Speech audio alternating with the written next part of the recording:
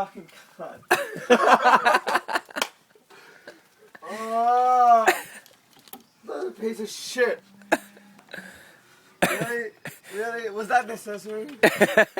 I believe Simon said it was going to be payback for raiding the tent last night. We fucking didn't do anything. We were polite. We left after his advice. What a fucking load of shit right now. Oh.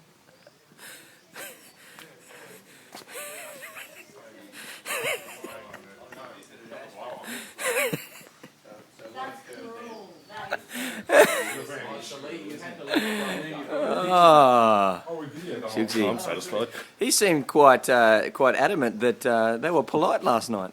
No, I disagree with that statement. Refer to my earlier revenge involving a leaf blower. Yeah. Payback complete. Yes.